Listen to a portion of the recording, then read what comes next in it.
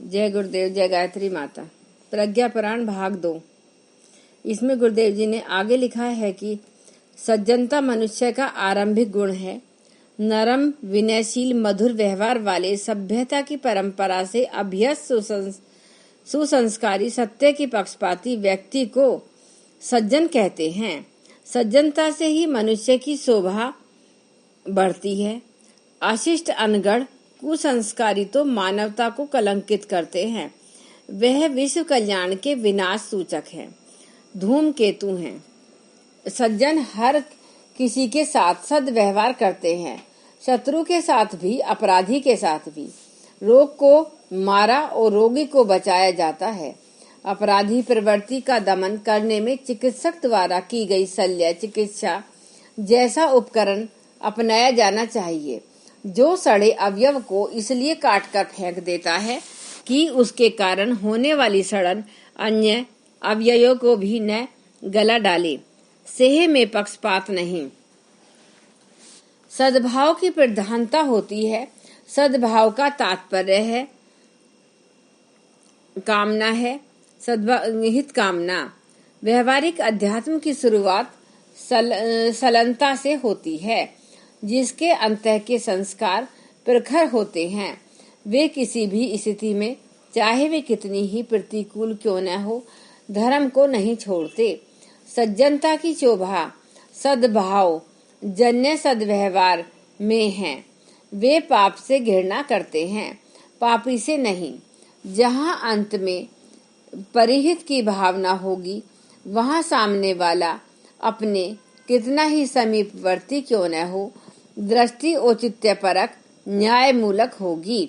ऐसे व्यक्ति को का साथ धर्म भी कभी नहीं छोड़ता। सत्य न छोड़ा, धर्म न छोड़ा। पुरंदर एक सद्गृहस्थ था। परिवार के सभी सदस्य नीति, धर्म और कर्तव्य का पालन करते। घर में न कोई कमी थी, न शोक संताप। सज्जनों के बीच उसकी अच्छी प्रतिष्ठा थी। पाप से यह न देखा गया, वह उस परिवार के इर्द गिर्द चक्कर काटता रहा। किसी के मन में दुर्भावना पनपाए और किसी के आचरण में दुष्प्रवृत्ति बढ़ाए, पर सफलता न मिली। बहुत दिन उसे ऐसे ही बीत गए। प्रयत्नों की निष्फलता पर पाप देव खिन्न बैठे थे।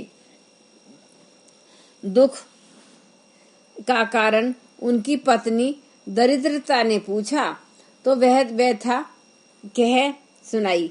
पत्नी ने पति की प्रसन्नता के लिए एक कुचक्र रचा और उनके कान में कह दिया, पाप की बाछें खिल गईं। वे दूसरे दिन स्वयं ब्राह्मण और पत्नी को युवा कन्या का वेश बनाकर पुरंदर के गृह की ओर चल पड़े। ब्राह्मण ने पुरंदर से कहा, मुझे तुरंत लंबी यात्रा पर जाना है। मार्ग भयंकर है, दिन रात चलना पड़ेगा। आप कन्या को अपने पास रख लें, लौटने पर इसे ले जाऊंगा। पुरंदर ने अतिथि धर्म निभाया। सहज स्वभाव उस अनुरोध को स्वीकार कर लिया। कन्या परिवार के सदस्यों की तरह रहने लगी। कन्या ने पुरंदर से संपर्क बढ़ाना आरंभ किया। वार्तालाप से लेकर समीप बैठने और कामों में हाथ बटाने का सिलसिला चल पड़ा। ब्राह्मण लौटा नहीं। कानाफूसी चली। संदेहपन पे आक्षेप लगे। परिवार का स्नेह सौजन्य घट अश्रद्धा बढ़ गई। फलतः कुटुंब में फूट पड़ी। सहयोग सद्भाव की कमी से व्यवस्था लड़खड़ाने लगी। पास पड़ोस में प्रशंसा के स्थान पर निंदा होने लगी। पुरंदर ने सपना देखा कि सौभाग्य लक्ष्मी रूठ कर जा रही है। अनुनय विनय उसने सुनी ही नहीं। कुछ समय बाद दूसरा सपना आया, यश लक्ष्मी के विदा होने का। रोका तो पर रुकी ही नहीं। तीसरी बार सपर में कुल लक्ष्मी ने भी बिस्तर बांधा और वह भी विदा हो गई। जाने वाला रुकता भी कहाँ है। परिवार हर दृष्टि से जर्जर होता जा रहा था। पुरंदर चिंतित रहने लगा, पर करते भी क्या। ब्राह्मण की धरोहर को कहाँ फेंक दें। उनके मन में कोई पाप नहीं था। बालक हंसता हुआ पास आए तो उसे झिड़का कैसे जाए। लोकोपवद एक ओर कर्तव्य, दूसरी ओर उनसे सभी घाटे सहकर भी कर्तव्य धर्म के निर्वाह को उचित समझा और ब्राह्मण के न लौटने तक कन्या को घर में आश्रय दिए रहने का ही निश्चय रखा। एक रात को सपन में धर्म को देखा और वे भी चलने की तैयारी में थे। अब पुरंदर से ना रहा गया। वे कड़क कर बोले, सौभाग्य लक्ष्मी, यश लक्ष्मी, कुल लक्ष्मी को मैंने इसलिए नहीं रोका कि धर्म मेरे साथ है, तो अकेले रहने पर भी मैं बहुत हूँ। मैं भ्रमवश गई, पर आप तो घट घट के ज्ञाता हैं। मैं कर्तव्य पर दृढ़ हूँ, तो आप किस कारण मुझे छोड़ते हैं। धर्म के पैर एकाक रुक गए। उसने जाने का विचार छोड़ दिया। ठीक है, तुमने मुझे नहीं छोड़ा तो मैं ही तुम्हें क्यों छोड़ूंगा। वे ठहर गए तो कुल लक्ष्मी, भाग्य लक्ष्मी और यश लक्ष्मी भी लौट आईं। पाप परास्त हो गया। वह ब्राह्मण के रूप में आया और कन्या बनी हुई पत्नी को साथ लेकर वापस लौट गया। स्थिति फिर पूर्ववत हो गई। महानता का यही लक्षण है। महान पुरुषों द्वारा किए गए कार्य समस्त मनुष्य समुदाय के हित में ध्यान में रखकर किए जाते हैं। उनके लिए कोई पराया नहीं होता। अंतःकरण का इतना विकास कर लिया जाए तो हर कोई अपना हो जाता है। वसुधैव कुटुंबकम। स्वामी राम तीर्थ ने अमेरिका की भूमि पर पदार्पण किया। जहाज से उतरते उतरते जेब बिल्कुल खाली हो गई। उस देश के लिए वे सर्वथा अजनबी थे। कोई परिचित सहायक भी वहां न था। एक व्यक्ति जहाज में स्वामी जी से ज्ञान ध्यान की चर्चा करता रहता था। उतरते समय उसने सामान्य शिष्टाचार से पूछा, आप कहाँ ठहरेंगे?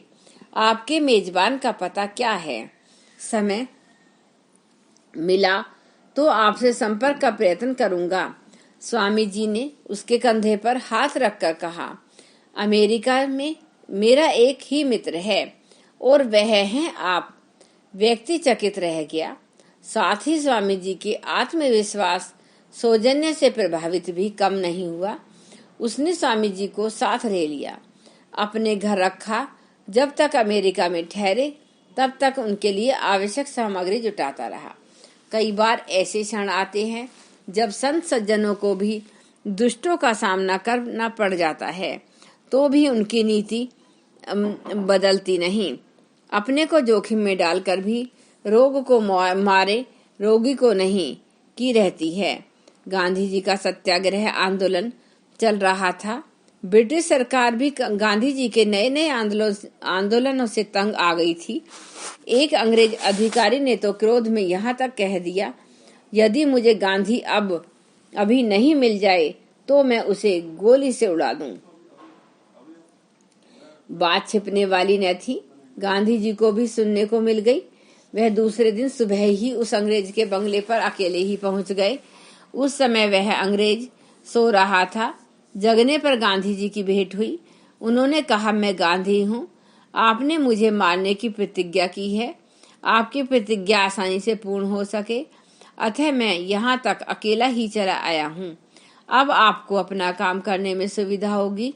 इतना सुनकर अंग्रेज पानी पानी हो गया। मारने की कौन कहे, उसके मुख से कोई अपशब्द तक न निकला। उसका हृदय उसी समय बदल गया और बाद को तो वह गांधी जी का परम भक्त बन गया। महापुरुषों की दृष्टि में संसार में कोई बुरा नहीं होता। अधिकतर परिस्थितियां ही उन्हें पथभ्रष्ट हैं। उनमें भी महानता के बीच विद्यमान रहते हैं, क्योंकि हर प्राणी ईश्वर का अंश है। उस अंश को उभार देने भर से दुष्ट व्यक्ति भी महान बनते हैं। एक बार गायत्री मंत्र हमारे साथ साथ। ओम भूर्भुवः स्वः तत्सवितुर्वरेण्यं भर्गो देवस्य धीमहि धियो यो न प्रचोदयात्। जय गुरुदेव, जय माता।